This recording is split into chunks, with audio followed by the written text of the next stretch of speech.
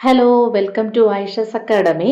ഇന്ന് നമ്മൾ ശ്രീനാരായണ ഗുരു ഓപ്പൺ യൂണിവേഴ്സിറ്റിയിലെ ബികോം ഫസ്റ്റ് സെമസ്റ്റർ എക്സാം വരാൻ പോവുകയാണ്. അപ്പോൾ ഈ ബികോം ഫസ്റ്റ് സെമസ്റ്റർ എക്സാം എഴുതാൻ പോകുന്ന കുട്ടികൾക്ക് വേണ്ടിയിട്ടുള്ള ഫിനാൻഷ്യൽ അക്കൗണ്ടിങ്ങിൻ്റെ ഒരു ക്വസ്റ്റ്യൻ ആൻസർ ഡിസ്കഷൻ സെഷനാണിത്. അപ്പോൾ ഇതിലെ ഫിനാൻഷ്യൽ അക്കൗണ്ടിങ്ങിലെ 1 mark 2 mark questions previous questions ആണ് കേട്ടോ കൂടുതൽ ഉൾപ്പെടുത്തിയിട്ടുള്ളത്. അപ്പോൾ ഈ പ്രീവിയസ് ക്വസ്റ്റ്യൻസും അതിൻ്റെ ആൻസർ ആൻഡ് റിലേറ്റഡ് കണ്ടന്റ് ഡിസ്കഷനാണ് ഈ ഒരു സെഷനിൽ ചെയ്യുന്നത്. അപ്പോൾ ബാക്കിയുള്ള സെഷനിലെ ക്വസ്റ്റ്യൻസ് ആൻഡ് അതിൻ്റെ ആൻസർ ഡിസ്കഷൻ അടുത്തുള്ള ക്ലാസ്സുകളിൽ വരുന്നുണ്ട്. അപ്പോൾ ഈ ഒരു വീഡിയോ ഫസ്റ്റ് സെമസ്റ്റർ എക്സാം എഴുതാൻ പോകുന്ന എല്ലാവർക്കും യൂസ്ഫുൾ ആവുമെന്ന് വിചാരിക്കുന്നു. അപ്പോൾ നമുക്ക് ഫസ്റ്റ് ക്വസ്റ്റ്യനിലോട്ട് പോവാം. ഫസ്റ്റ് ക്വസ്റ്റ്യൻ എന്ന് പറയുമ്പോൾ which accounting convention take into account all prospective losses but leaves all prospective profit? അപ്പോൾ ചോദിച്ചേക്കുന്നത് ഏതാണ്? അക്കൗണ്ടിങ് കൺവെൻഷനെ കുറിച്ചാണെന്ന് മനസ്സിലായി. അപ്പോൾ ഇത് ഒരു സ്പെസിഫിക് ആയിട്ടുള്ള ഒരു ക്വസ്റ്റ്യൻ ആണ്. അപ്പോൾ നമ്മുടെ ഫസ്റ്റ് ബ്ലോക്കിൽ നിന്ന് വരുന്ന ആ ഫസ്റ്റ് ബ്ലോക്ക് സിലബസിൽ നിന്നും വരാൻ സാധ്യതയുള്ള ഒരു ഏരിയ ആണ്. അപ്പോൾ അക്കൗണ്ടിങ് പ്രിൻസിപ്പിൾസ് എല്ലാം പഠിക്കുക. ഏതൊക്കെ പ്രിൻസിപ്പിൾസ് ഉണ്ട്, പിന്നെ ജനറലി അക്സെപ്റ്റഡ് അക്കൗണ്ടിങ് പ്രിൻസിപ്പിൾസ് എന്ന അതിൻ്റെ ഫുൾ ഫോം ഒക്കെ ചോദിക്കും, അതിൻ്റെ മീനിങ്, പിന്നെ ഓരോ പ്രിൻസിപ്പിൾസിനെ ബേസ് ചെയ്തിട്ടുള്ള അത് എന്താണെന്നുള്ളത് സ്പെസിഫിക് ആയിട്ട് അങ്ങനെ ആയിരിക്കില്ല, അത് റിലേറ്റ് ചെയ്തിട്ടുള്ള എന്തെങ്കിലും ഒരു സെന്റൻസ് അല്ലെങ്കിൽ ഏതെങ്കിലും ഒരു അഡ്ജസ്റ്റ്മെന്റ്, എന്തെങ്കിലും ഒരു കാര്യം തന്നിട്ട് അത് ഏതോ ഒരു പ്രിൻസിപ്പിളിനെ ബേസ് ചെയ്തിട്ടുള്ളതാണെന്നുള്ള ഇതുപോലത്തെ ക്വസ്റ്റ്യൻസ് വേണം നമ്മൾ എക്സ്പെക്ട് ചെയ്യാൻ. അപ്പൊ ഇത് ഏതാണ്? ഒരു ബിസിനസ് എപ്പോഴും അതിൻ്റെ പ്രോസ്പെക്റ്റീവ് ആയിട്ടുള്ള ലോസസിനെ കൺസിഡർ ചെയ്യണം റാദർ ദാൻ പ്രോസ്പെക്റ്റീവ് പ്രോഫിറ്റ്, അല്ലേ? ഒരു ബിസിനസ്സിന് ഫ്യൂച്ചറിൽ പ്രോഫിറ്റ് ഉണ്ടാകും അല്ലെങ്കിൽ ആ പ്രോഫിറ്റിൻ്റെ എമൗണ്ട് ഇങ്ങനെ ആയിരിക്കും എന്ന് എക്സ്പെക്ട് ചെയ്ത് ബിസിനസ് മുന്നോട്ട് പോവാതെ എന്തായിട്ട് ചെയ്യണമെന്നാണ് പറയുന്നത്? ആ ബിസിനസ്സിന് ലോസ് ഉണ്ടാവും എന്നുള്ളൊരു എക്സ്പെക്റ്റേഷനിൽ വേണ്ടി ആ ലോസ് ഉണ്ടായാൽ എങ്ങനെ ഓവർകം ചെയ്യാം എന്നുള്ള ഒരു പ്ലാനിങ്ങും മുൻധാരണകളും ഒക്കെ ബിസിനസ്സിൽ ഉണ്ടാക്കണം എന്ന് പറയുന്ന കൺവെൻഷൻ ഏതെന്നാണ് ചോദിക്കുന്നത്. അതിൻ്റെ ആൻസർ ഏതാണ്? ആ കൺവെൻഷൻ ഓഫ് കൺസർവേറ്റിസം ആണ്. അപ്പോൾ കൺവെൻഷൻ ഓഫ് കൺസർവേറ്റീവ്സുമായിട്ട് റിലേറ്റ് ചെയ്തിട്ടുള്ള വേറെ രീതിയിലും ക്വസ്റ്റ്യൻ ചോദിക്കാം. അപ്പോൾ സാധാരണ ചോദിക്കുന്നത് ഒന്നുകിൽ ഇങ്ങനെ ചോദിക്കാം, ഈ ലോസസിൻ്റെ കേസ് ചോദിക്കാം, ഈ സെയിം ക്വസ്റ്റ്യൻ. അതല്ല എന്നുണ്ടെങ്കിൽ നമ്മുടെ ഈ പ്രൊവിഷൻ ഫോർ ബാഡ് ഡെറ്റ്, നമുക്കറിയാലോ ഫൈനൽ അക്കൗണ്ട്സിലുള്ള ഒരു അഡ്ജസ്റ്റ്മെന്റ് ആണ് പ്രൊവിഷൻ ഫോർ ബാഡ് ഡെറ്റ്സ്. ഈ provision for bad debt create ചെയ്യുന്നത് ഏത് കൺവെൻഷൻ്റെ ബേസിലാണ്, അല്ലെങ്കിൽ ഏത് കൺവെൻഷനെ ബേസ് ചെയ്തുകൊണ്ടാണ് provision for bad debt create ചെയ്യുന്നതെന്ന് ചോദിച്ചാലും സെയിം ആൻസർ ആണ്, കൺവെൻഷൻ ഓഫ് കൺസർവേറ്റിസം. ഓക്കെ, അപ്പോൾ ഈ ഒരു കൺസർവേറ്റിസം എന്താണെന്നുള്ളൊരു കാര്യം ഇപ്പൊ തന്നെ അങ്ങ് മനസ്സിലാക്കുക. കൺസർവേറ്റിസം എന്ന് പറഞ്ഞാൽ എന്താണ്? അക്കൗണ്ട് ഫോർ പ്രോസ്പെക്റ്റീവ് ലോസസ് ആണ്. ലോസസിനെ കൺസിഡർ ചെയ്യുന്ന ഒരു കൺവെൻഷൻ ആണ് ഏതെന്ന് പറയുന്നത് കൺസർവേറ്റീവ്സ്. അപ്പൊ ആ ഒരു ഏരിയയിലുള്ള എല്ലാ കാര്യങ്ങളും ബൈഹാർട്ട് ചെയ്ത് വെക്കുക. അടുത്ത ക്വസ്റ്റ്യനിലോട്ട് പോവാം. Current account of A partner is maintain in case of dash capital method. അപ്പോൾ പാർട്ട്ണർഷിപ്പിന്റെ ഏരിയയിൽ നിന്നുള്ളൊരു ക്വസ്റ്റ്യൻ ആണ്. പാർട്ട്ണർഷിപ്പിന്റെ ഏരിയയിൽ വരുമ്പോൾ പാർട്ട്ണർഷിപ്പ് എന്താണെന്ന് പഠിക്കുക, അതിന്റെ ഫീച്ചേഴ്സ്, പിന്നെ പാർട്ട്ണർഷിപ്പ് ഡീഡ്, അല്ലെ? പാർട്ട്ണർഷിപ്പ് ഡീഡ്, പാർട്ട്ണർഷിപ്പ് എഗ്രിമെന്റ്, അതിന്റെ കണ്ടന്റ്സ്, പാർട്ട്ണർഷിപ്പ് ഡീഡിന്റെ ആബ്സെൻസിൽ എന്തൊക്കെ കുറച്ച് കാര്യങ്ങൾ പറയുന്നുണ്ട്. In the absence of partnership deed പാർട്ട്ണറിന് എങ്ങനെ ഡ്രോയിങ്സിന് ഇൻട്രസ്റ്റ് കൊടുക്കണോ കൊടുക്കണ്ടേ, അങ്ങനെയുള്ള ബേസിക് ആയിട്ടുള്ള കുറച്ച് കാര്യങ്ങളൊക്കെ ഉണ്ട്. അതെല്ലാം നിങ്ങൾ ആ ഒരു പാർട്ട്ണർഷിപ്പിന്റെ കോർ ഏരിയയിൽ നിന്ന് നന്നായിട്ട് പഠിച്ചു വെക്കുക. അപ്പൊ ഇവിടെ ചോദിച്ചേക്കുന്ന ക്വസ്റ്റ്യൻ, പാർട്ട്ണർഷിപ്പ് അക്കൗണ്ടിൽ ഒരു പാർട്ട്ണറിന്റെ അക്കൗണ്ട് ക്രിയേറ്റ് ചെയ്യാൻ 2 മെത്തേഡ് നമ്മൾ പഠിച്ചിട്ടുണ്ട്. ഏതൊക്കെയാണ്? Fixed capital method and fluctuating capital method. അതിൽ നിന്നുള്ളൊരു ക്വസ്റ്റ്യൻ ആണിത്. ഇതിൽ ഏത് മെത്തേഡിലാണ് പാർട്ട്ണറിന് കറണ്ട് അക്കൗണ്ട് മെയിൻറ്റെയിൻ ചെയ്യുന്നത്? അപ്പോൾ നമുക്ക് ഈസി ആയിട്ട് ആൻസർ ചെയ്യാൻ പറ്റുന്നതാണ്. ഏതാണ്? ഫിക്സഡ് ക്യാപിറ്റൽ മെത്തേഡാണ്. കാരണം എന്താണ്? ഫിക്സഡ് ക്യാപിറ്റൽ മെത്തേഡിലാണ് ഒരു പാർട്ട്ണറിന് 2 അക്കൗണ്ട് മെയിൻറ്റെയിൻ ചെയ്യുന്നത്. ഏതൊക്കെ? Capital account and current account. ഇനി അടുത്ത മെത്തേഡ് അതാണ് fluctuating capital method. Fluctuating capital മെത്തേഡിൽ എങ്ങനെയാണ്? ഒരൊറ്റ അക്കൗണ്ട്, ഒരു പാർട്ട്ണറിന് ഒരൊറ്റ അക്കൗണ്ട് തന്നെ. ഏതാണ്? Capital account. ക്യാപിറ്റൽ അക്കൗണ്ടിൽ തന്നെ എല്ലാ അഡ്ജസ്റ്റ്മെന്റും എന്ത് ചെയ്യും? റെക്കോർഡ് ചെയ്യും. അതുകൊണ്ട് തന്നെ ക്യാപിറ്റൽ ബാലൻസ് എല്ലാ വർഷവും ചേഞ്ച് ചെയ്തുകൊണ്ടിരിക്കുന്നു, ഫ്ലക്ച്വേറ്റ് ചെയ്തുകൊണ്ടിരിക്കുന്നു. അതുകൊണ്ടാണ് അതിനെ എന്തെന്ന് പറയുന്നത്? ഫ്ലക്ച്വേറ്റിംഗ് ക്യാപിറ്റൽ മെത്തേഡ് എന്ന് പറയുന്നത്. ഓക്കെ, അപ്പോൾ ഒന്നുകൂടെ, ഫിക്സഡ് ക്യാപിറ്റൽ മെത്തേഡിൽ ഒരു പാർട്ട്ണറിന് 2 account, current account and capital account. Fluctuating capital മെത്തേഡിൽ ഒരു പാർട്ട്ണറിന് ഒരൊറ്റ അക്കൗണ്ട്, ക്യാപിറ്റൽ അക്കൗണ്ട് മാത്രം മെയിൻറ്റെയിൻ ചെയ്യും. ഓക്കെ, അടുത്ത ക്വസ്റ്റ്യൻ, ബിൽ ഓഫ് എക്സ്ചേഞ്ചുമായിട്ട് ബന്ധപ്പെട്ടിട്ടുള്ള, അതായത് നെഗോഷ്യബിൾ ഇൻസ്ട്രുമെന്റുമായിട്ട് ബന്ധപ്പെട്ടിട്ടുള്ള, നമുക്കറിയാലോ ഒരു നെഗോഷ്യബിൾ ഇൻസ്ട്രുമെന്റ് ആണ് ഏതെന്ന് പറയുന്നത് ആ ബിൽ ഓഫ് എക്സ്ചേഞ്ച്. അപ്പൊ ബിൽ ഓഫ് എക്സ്ചേഞ്ചിനകത്തുള്ള ഒരു ക്വസ്റ്റ്യൻ ആണ് a written order on the back of bill of exchange by the holder by transferring his right to another person is termed as. അതായത് ഒരു ബിൽ ഓഫ് എക്സ്ചേഞ്ചിന്റെ holder ഈ bill of exchange വേറൊരു വ്യക്തിക്ക് എന്ത് ചെയ്യുന്ന സമയത്ത് ട്രാൻസ്ഫർ ചെയ്യുന്ന സമയത്ത് എന്ത് ചെയ്യുന്ന അല്ലെങ്കിൽ അതിന്റെ ഒരു റിട്ടേൺ ഡോക്യുമെന്റ്, ഒരു റിട്ടേൺ ഓർഡർ എഴുതി ഈ ഒരു ബിൽ ഓഫ് എക്സ്ചേഞ്ച് ട്രാൻസ്ഫർ ചെയ്യുന്ന പ്രോസസ്സിനെ എന്താണ് വിളിക്കുന്നത്? എന്താണ്? എൻഡോസ്മെന്റ് അല്ലെ? എൻഡോസ്മെന്റ് നമുക്കറിയാം. എൻഡോസ്മെന്റ് എന്ന് പറഞ്ഞാൽ എന്താണ്? ട്രാൻസ്ഫർ ആണെന്ന് നമുക്കറിയാം. എൻഡോസ്മെന്റ് ഇയാൾ പറയുന്നു ഇയാളുടെ റൈറ്റ് മറ്റേ ആളിന് എന്ത് ചെയ്യുന്നു, ഒരു അനദർ പേഴ്സണ് കൊടുക്കുന്നു എന്ന് പറഞ്ഞുകൊണ്ട് അല്ലെങ്കിൽ എന്ന് എഴുതിക്കൊണ്ട് കൊടുക്കുന്ന ഒരു പ്രോസസ്സിനെ എന്തെന്ന് പറയും? എൻഡോസ്മെന്റ് എന്ന് പറയും. അപ്പൊ ഈ ബിൽ ഓഫ് എക്സ്ചേഞ്ചുമായിട്ട് ബന്ധപ്പെട്ട് ടൈപ്സ് ഓഫ് ബില്ല്, പിന്നെ എന്താണ് അതിന്റെ മീനിങ്, ബിൽ ഓഫ് എക്സ്ചേഞ്ചിന്റെ മീനിങ്, അതിന്റെ ഫീച്ചേഴ്സ്, പിന്നെ endorsement, negotiation, type of endorsement, അങ്ങനെ കുറച്ച് കാര്യങ്ങളാണ് ഇതുമായിട്ട് റിലേറ്റ് ചെയ്ത് വരുന്ന ഇമ്പോർട്ടൻ്റ് ഏരിയ. അതും ഒന്ന് നോക്കി വെച്ചേക്കുക. അടുത്ത question, the written agreement between partners containing the terms and conditions of partnership deed is termed as partnership എന്താണ്? ഡീഡ്. അതായത് ഒരു റിട്ടേൺ എഗ്രിമെന്റ്, നമ്മുടെ പാർട്ട്നേഴ്സ് തമ്മിലുള്ള റിട്ടേൺ എഗ്രിമെന്റ്, ഈ എഗ്രിമെന്റ് എങ്ങനെയൊക്കെ ആവാം എന്നാണ് പറഞ്ഞിട്ടുള്ളത്? ഓറലി ആവാം, റിട്ടേൺ എഗ്രിമെന്റ് ആവാന്നൊക്കെ നമുക്കറിയാം. ബട്ട് റിട്ടേൺ എഗ്രിമെന്റിന് നമ്മൾ എന്തെന്ന് പറയാം? പാർട്ട്ണർഷിപ്പ് ഡീഡ് എന്ന് പറയാം അല്ലെ?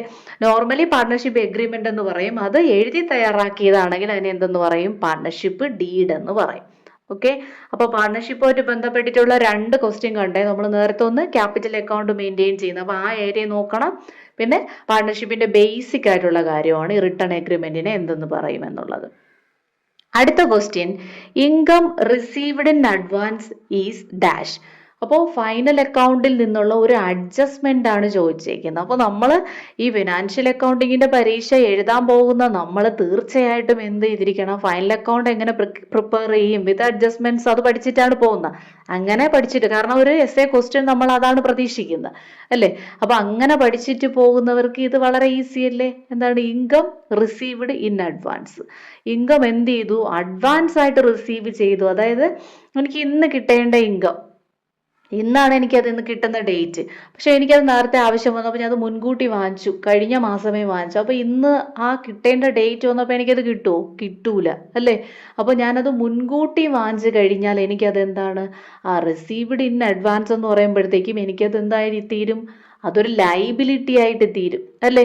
അല്ലെങ്കിൽ എനിക്ക് അടുത്ത മാസം കിട്ടേണ്ട ഒരു സാധനം ഞാൻ ഈ മാസമേ വാങ്ങിച്ചു, ഈ മാസം വാങ്ങിക്കുമ്പോഴത്തേക്കും അത് എന്തായി തീരുന്നു? ഞാനൊരു കിട്ടേണ്ട ഡേറ്റിന് മുന്നേ അത് കൈപ്പറ്റി കഴിയുമ്പോൾ ആ കൈപ്പറ്റി കഴിയുന്ന ഡേറ്റ് മുതൽ ഇതെനിക്ക് എന്തായി തീരും? ഒരു ബാധ്യതയായി മാറും അല്ലേ? ലൈബിലിറ്റി ആയി മാറും. അപ്പൊ മുൻകൂട്ടി ആക്ച്വലി അത് എന്തുപോലെയാണ്? നമ്മളൊരു ലോണൊക്കെ എടുക്കും പോലെയാണ് അല്ലേ? ലോൺ എടുക്കുന്നത് നമ്മൾ ഒന്നും ചെയ്തിട്ട് ഉള്ള ഒരു റിട്ടേൺ അല്ല. അതുപോലെ നമ്മളൊരു പ്രവൃത്തി ചെയ്യാതെ മുൻകൂട്ടി ഒരു ഇൻകം റിസീവ് ചെയ്യുന്നുണ്ടെങ്കിൽ അത് എന്ത് തന്നെയാണ്? ഒരു ലൈബിലിറ്റി തന്നെയാണ്. അപ്പോൾ ഇൻകം റിസീവ്ഡ് ഇൻ അഡ്വാൻസ് എന്ന് പറഞ്ഞാൽ എന്താണ്? ഒരു ലൈബിലിറ്റിയാണ്. അപ്പൊ അഡ്ജസ്റ്റ്മെന്റ്സുകൾ നോക്കി വെക്കണം. Depreciation, provision for bad debts, income received in advance, accrued income, അങ്ങനെയുള്ള എക്സ്പെൻസസ് ഔട്ട്സ്റ്റാൻഡിങ്, അങ്ങനെയുള്ള അഡ്ജസ്റ്റ്മെന്റുകൾ അത് ഏത് അക്കൗണ്ടിന്റെ എവിടെ പോസ്റ്റ് ചെയ്യും എന്നുള്ള കാര്യങ്ങളും, അത് ഏത് ടൈപ്പിലാണ്, ലൈബിലിറ്റി ആണോ അസറ്റ് ആണോ ഏതിലാണ് വരുന്നത് എന്നുള്ള കാര്യങ്ങളൊക്കെ ഒന്ന് നോക്കി വെക്കുക. അടുത്ത് പറയുന്നു, when the bill is noted from the notary public it is known as noting. Simple ആണ്. അതായത് ഒരു ബില്ല് എന്ന് പറയുന്നത്, നമ്മൾ നേരത്തെ ബിൽ ഓഫ് എക്സ്ചേഞ്ച് എന്നുള്ള സെക്കൻഡ് ക്വസ്റ്റൻ ആണ് ഇത്. ഒരു ബിൽ ഓഫ് എക്സ്ചേഞ്ച് ഒരു നോട്ടറി പബ്ലിക്കിന്റെ അടുത്ത് കൊടുത്ത് നോട്ട് ചെയ്യുന്ന പ്രോസസ്സിനെ എന്തെന്ന് പറയും എന്നാണ് ക്വസ്റ്റ്യൻ. അതിനെ പറയുന്നത് നോട്ടിങ് എന്നാണ്. ഇതിന്റെ മീനിങ് എന്താണെന്ന് വെച്ചാൽ, ഒരു ബില്ല് എന്തായി? ഒരു ക്ലിയർ ആയിട്ടുള്ള ഒരു ബില്ല് ഡിസോണർ ആയി. ദാറ്റ് മീൻസ് ആ ബില്ലിന്റെ എന്ത് കിട്ടിയിട്ടില്ല? ക്യാഷ് കിട്ടിയിട്ടില്ല എന്ന് പ്രൂവ് ചെയ്യുന്ന ഒരു പ്രോസസ്സാണ് എന്തെന്ന് പറയുന്നത്? നോട്ടിങ് എന്ന് പറയുന്നത്. ഓക്കെ, അത് സാധാരണ ചെയ്യുന്നത് എവിടെ നിന്നാണ്? Notary public. നോട്ടറി പബ്ലിക് ആണ് ഈ ബില്ല് എന്താണ്? ഡിസോണർ ആയി. അപ്പോൾ ഒരു ബില്ലിന്റെ ഡിസോണറിനെ ഇൻഡിക്കേറ്റ് ചെയ്യുന്ന ഒരു പ്രോസസ്സാണ് എന്തെന്ന് പറയുന്നത്? നോട്ടിങ് എന്ന് പറയുന്നത്. ഓക്കെ, അടുത്ത question, reduction in the quantity and value of wasting asset such as coals mines quarries are termed as depletion. നമുക്കറിയാം ഒരു അസറ്റിന്റെ, നോർമലി ഒരു ഫിക്സഡ് അസറ്റിന്റെ വാല്യൂവിൽ ഉണ്ടാകുന്ന ഡിക്രീസിനെ നമ്മൾ എന്തെന്നാണ് പറയുന്നത്? ഡിപ്രീസിയേഷൻ എന്ന് പറയും അല്ലേ? Due to normal wear and tear നമ്മൾ അതിനെ എന്താണ് പറയുന്നത്? ആ ഡിപ്രീസിയേഷൻ. ഇവിടെ ശ്രദ്ധിക്കുക, ഇവിടെ ചോദിച്ചിട്ടുള്ളത് വേസ്റ്റിംഗ് അസറ്റ് ആയിട്ടുള്ള കോൾസ് മൈൻസ് ആൻഡ് ക്വാറീസ്, ഇതിന്റെ വാല്യൂവിൽ ഉണ്ടാകുന്ന, ക്വാണ്ടിറ്റിയിലും വാല്യൂയിലും ഉണ്ടാകുന്ന റിഡക്ഷനെ എന്തെന്നാണ് പറയുന്നത്? ഡിപ്ലഷൻ എന്നാണ് പറയുന്നത്. അപ്പോൾ ഇത് ചോദിക്കാൻ വളരെയധികം സാധ്യതയുള്ള ഒരു ക്വസ്റ്റ്യൻ ആണ്, അതൊന്ന് നോട്ട് ചെയ്ത് വയ്ക്കുക. അടുത്ത question, the equation for calculating gaining ratio at the time of retirement or death of a partner. പാർട്ട്ണർഷിപ്പിലുള്ള അടുത്ത ക്വസ്റ്റ്യൻ, മൂന്നാമത്തെ ക്വസ്റ്റ്യൻ ആണ് പാർട്ട്ണർഷിപ്പിലെ. അപ്പൊ ഇതെല്ലാം ഒരേ ക്വസ്റ്റ്യൻ പേപ്പറിൽ വന്നിട്ടുള്ളതാണ്. സോ പാർട്ട്ണർഷിപ്പിന് വളരെയധികം ഇമ്പോർട്ടൻസ് കൊടുത്ത് നിങ്ങൾ പഠിക്കുക. 1 മാർക്ക് 2 മാർക്കിൽ മാത്രമല്ല, എസ് എ ക്വസ്റ്റ്യനിലും എല്ലാം പാർട്ട്ണർഷിപ്പിന്റെ accounts, capital account, revaluation account ഒക്കെ പ്രിപ്പയർ ചെയ്യാനുണ്ടായിരിക്കും. സോ പാർട്ട്ണർഷിപ്പ് നന്നായിട്ട് പഠിക്കുക. അപ്പൊ ഇവിടെ ചോദിച്ചിട്ടുള്ളത് ഗെയിനിങ് റേഷ്യോ കണ്ടുപിടിക്കേണ്ട ഇക്വേഷൻ എന്താണെന്നാണ് ചോദിച്ചിട്ടുള്ളത്. ഈ ക്വസ്റ്റ്യനിൽ വേറൊരു കാര്യം കൂടെ പറയുന്നുണ്ട്. Four calculating gaining ratio at the time of retirement or death of A partner, അതായത് അതിൽ നമ്മൾ മനസ്സിലാക്കേണ്ടത് ഈ ഗെയിനിങ് റേഷ്യോ കണ്ടുപിടിക്കുന്ന സിറ്റുവേഷൻസ് ഏതൊക്കെയാണെന്നും കൂടെ ക്വസ്റ്റ്യനിൽ എപ്പോഴാണ്? റിട്ടയർമെന്റിന്റെ ടൈമിൽ അല്ലെങ്കിൽ പാർട്ട്ണറിന്റെ ഡെത്തിന്റെ ടൈമിലാണ് എന്ത് ചെയ്യുന്നത്? ഗെയിനിങ് റേഷ്യോ കണ്ടുപിടിക്കുന്നത്. അതിന്റെ ഇക്വേഷൻ എങ്ങനെയാണ്? New ratio minus old ratio അല്ലേ? അപ്പൊ ഇതിൽ നിന്ന് തന്നെ നമുക്ക് വേറെ ഒരു ഇക്വേഷനും കൂടെ പഠിക്കാനുണ്ട്. ഏതാണ്? ഗെയിനിങ് റേഷ്യോ എന്ന് പറയുമ്പോൾ നോർമലി നമ്മൾ മനസ്സിൽ ആദ്യം വരുന്നത് എന്താണ്? Sacrificing ratio. നമ്മൾ പാർട്ട്ണർഷിപ്പിൽ ആദ്യം റേഷ്യോ പഠിക്കുമ്പോൾ പഠിക്കുന്നത് സാക്രിഫൈസിങ് റേഷ്യോ ആണ് അല്ലേ? സാക്രിഫൈസിങ് റേഷ്യോ ഏത് സമയത്താണ്? അഡ്മിഷന്റെ സമയത്ത്. എയും ബിയും പാർട്ട്നേഴ്സ് ആയിരുന്നു. സി പുതിയ പാർട്ട്ണറായിട്ട് അവിടെ അഡ്മിറ്റ് ചെയ്യുന്ന സമയത്ത് എയുടെയും ബിയുടെയും ഷെയറിന്റെ കുറച്ച് പോർഷൻ എയും ബിയും സിക്ക് വേണ്ടിയിട്ട് സാക്രിഫൈസ് ചെയ്ത് കൊടുക്കുന്നു. അതുകൊണ്ടാണ് സി അവിടെ അഡ്മിറ്റ് ആയി വരുന്നത്. അപ്പൊ ആ സമയത്ത് നമ്മൾ കണ്ടുപിടിക്കുന്ന, അഡ്മിഷന്റെ സമയത്ത് നമ്മൾ കണ്ടുപിടിക്കുന്ന റേഷ്യോ സാക്രിഫൈസിങ് റേഷ്യോ ആണ്. ചിലപ്പോൾ ഈ എക്സാമിന് സാക്രിഫൈസിങ് റേഷ്യോ ആയിരിക്കും ചോദിക്കുന്നത്. അപ്പോൾ സാക്രിഫൈസിങ് റേഷ്യോയുടെ ഇക്വേഷൻ എങ്ങനെയാണ്? Old ratio minus new ratio അല്ലേ? ഗെയിനിങ് റേഷ്യോയിൽ വരുമ്പോൾ opposite, new ratio minus old ratio. അപ്പൊ അത് നന്നായിട്ട് നോക്കി വയ്ക്കാം. അടുത്ത് പറയുന്നത്, in the absence of any provision in the partnership agreement the rate of interest of partners loan to the firm is dash percentage per annum. അതായത് partnership deed അല്ലെങ്കിൽ partnership agreement ഇല്ല, അല്ലെങ്കിൽ പാർട്ട്ണർഷിപ്പ് എഗ്രിമെന്റിന്റെ ഒരു കാര്യം, പാർട്ട്ണർഷിപ്പ് എഗ്രിമെന്റിൽ ഒരു കാര്യവും പറഞ്ഞിട്ടില്ല. ഏതിനെ കുറിച്ചിട്ടാണ്? പാർട്ട്ണറിന്റെ ലോൺ, ബിസിനസ് പാർട്ട്ണറിന് എന്ത് കൊടുത്തിട്ടുണ്ട്? ലോൺ കൊടുത്തിട്ടുണ്ട്. അപ്പൊ ഇതിന് എത്രയാണ് ഇൻട്രസ്റ്റ് ചാർജ് ചെയ്യേണ്ടത്, അല്ലെങ്കിൽ പാർട്ട്ണർ ഫേമിൽ നിന്ന് വിഡ്രോ ചെയ്യുന്നെങ്കിൽ എത്രയാണ് ഇൻട്രസ്റ്റ് ചാർജ് ചെയ്യേണ്ടത് എന്നുള്ള ഡീറ്റെയിൽസ് എല്ലാം പാർട്ട്ണർഷിപ്പ് എഗ്രിമെന്റിൽ എന്ത് ചെയ്തിട്ടുണ്ടായിരിക്കും? സ്പെസിഫിക് ആയിട്ട് പറഞ്ഞിട്ടുണ്ടായിരിക്കും. അങ്ങനെ പറയാത്ത സാഹചര്യങ്ങളിൽ അതാണ് പറയുന്നത്, in the absence of any provision in partnership agreement the rate of interest of partners loan to firm is dash percentage per annum. അപ്പോൾ പാർട്ട്ണർ എന്ത് ചെയ്തിട്ടുള്ളത്? Partner loan to firm, partner ഫേമിന് കൊടുത്തിട്ടുള്ള ലോണിന്റെ ഇൻട്രസ്റ്റിന്റെ പെർസെൻറ്റേജ് എങ്ങനെയായിരിക്കും? ഇൻട്രസ്റ്റ് റേറ്റിനെ കുറിച്ച് ഒന്നും പറഞ്ഞിട്ടില്ലാത്ത സാഹചര്യത്തിൽ എത്രയായിരിക്കും എന്ന് വെച്ചാൽ 6% ആണ്. ഓക്കെ, അപ്പൊ പാർട്ട്ണർഷിപ്പ് എഗ്രിമെന്റിൽ പറഞ്ഞിട്ടില്ലാത്ത സാഹചര്യങ്ങളിൽ ഫേം അറിഞ്ഞു തന്നെ, പാർട്ട്ണർഷിപ്പ് ഫേം അതെന്തായിട്ട് അങ്ങനെ ഇതിലൊന്നും ഇല്ലാത്ത സാഹചര്യങ്ങളിൽ അവർ തന്നെ ഇനിഷ്യേറ്റീവ് എടുത്ത് കൊടുക്കേണ്ട റേറ്റ് എത്രയാണ്? 6% ആണെന്ന് പറയുന്നുണ്ട് പെർ ആനം. അടുത്ത question, the person who is the maker of A bill of exchange is known as ആരാണ്? ഡ്രോയർ ആണ് അല്ലെ? ഡ്രോയർ എന്നാണ് പറയുന്നത്. ബിൽ ഓഫ് എക്സ്ചേഞ്ച് എഴുതി തയ്യാറാക്കുന്ന ആളിനെ നമ്മൾ എന്തെന്ന് പറയും? ഡ്രോയർ എന്ന് പറയും. അപ്പോൾ parties of bill of exchange sure ആയിട്ട് നോക്കി വെക്കുക. അടുത്ത question, a B and C are partners in the ratio 2:2:1. അപ്പോൾ 3 പാർട്ട്നേഴ്സ് ഉണ്ട്, എയും ബിയും സിയും. അവരുടെ പ്രോഫിറ്റ് ഷെയറിംഗ് റേഷ്യോ എന്ന് പറയുന്നത് 2:2:1 ആണ്.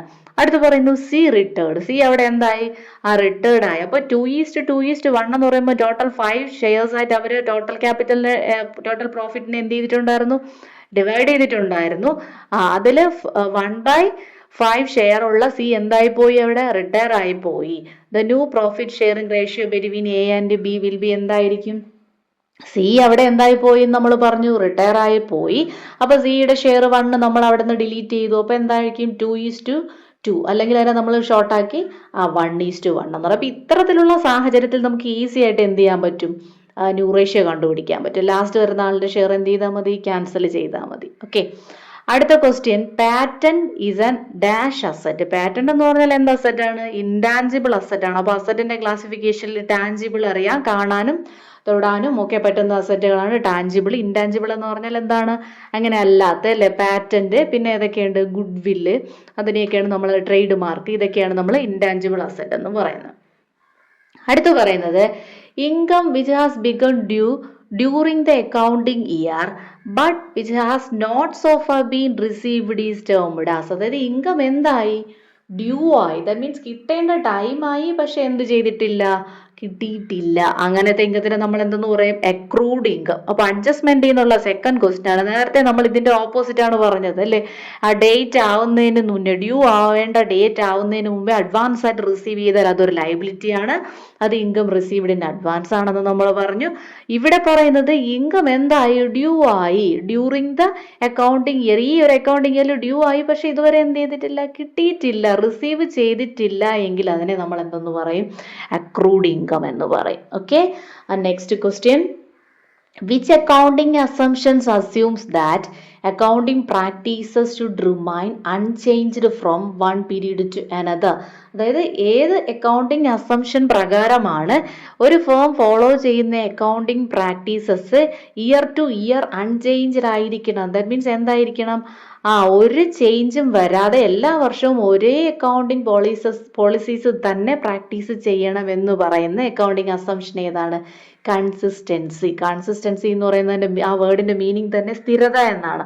അപ്പോൾ സ്ഥിരമായി എല്ലാ വർഷവും ഒരേ അക്കൗണ്ടിങ് പോളിസീസ് തന്നെ ഫോളോ ചെയ്യണം എന്ന് പറയുന്ന അക്കൗണ്ടിങ് അസംഷൻ ഏതാണ്, കൺസിസ്റ്റൻസിയാണ്. അപ്പോൾ അക്കൗണ്ടിങ് അസംഷൻസ് ആൻഡ് പ്രിൻസിപ്പിൾസ് എന്ന് പറയുന്ന ഏരിയയിൽ നിന്നുള്ള തേർഡ് ക്വസ്റ്റ്യൻ ആണ്. ആ ഏരിയ നല്ല ഡീപ്പായിട്ട് നോക്കണം. അടുത്ത question, accounting standard 6 deals with ഏതാണ്, ഡിപ്രീസിയേഷൻ. അപ്പോൾ ജസ്റ്റ് കുറച്ച് ബേസിക് ആയിട്ടുള്ള, അതായത് ഒരു 1 to 10 വരെയൊക്കെ ഉള്ള അക്കൗണ്ടിങ് സ്റ്റാൻഡേർഡ്സ് ഏതാണെന്നുള്ളതൊന്ന് പഠിച്ചിട്ട് പോകുന്നത് നല്ലതായിരിക്കും. അതിൽ നിന്ന് ഏതെങ്കിലും ഒരു അക്കൗണ്ടിങ് സ്റ്റാൻഡേർഡ്സ് ചോദിക്കാൻ സാധ്യതയുണ്ട്. അപ്പോൾ നമ്മൾ വളരെ ഇമ്പോർട്ടൻ്റ് ആയിട്ടുള്ള കുറച്ച് ക്വസ്റ്റ്യൻസും അതിൻ്റെ ആൻസറും ആണ് ഡിസ്കസ് ചെയ്തത്. തീർച്ചയായിട്ടും നിങ്ങൾ ഇത് വീണ്ടും വീണ്ടും റിപ്പീറ്റ് ചെയ്ത് കേൾക്കുക. നിങ്ങൾക്ക് പരീക്ഷയ്ക്ക് ഇത് തീർച്ചയായിട്ടും യൂസ്ഫുൾ ആവും. ഇനി അടുത്ത ക്ലാസ്സിൽ നമുക്ക് കുറച്ചധികം ക്വസ്റ്റ്യൻസും പിന്നെ പ്രോബ്ലംസും ഒക്കെ ഡിസ്കസ് ചെയ്യാം. ഓക്കെ, അപ്പോൾ കൂടുതൽ ക്ലാസ്സിനായിട്ട് എൻ്റെ ചാനൽ നിങ്ങൾ സബ്സ്ക്രൈബ് ചെയ്യുക. Okay, all the best.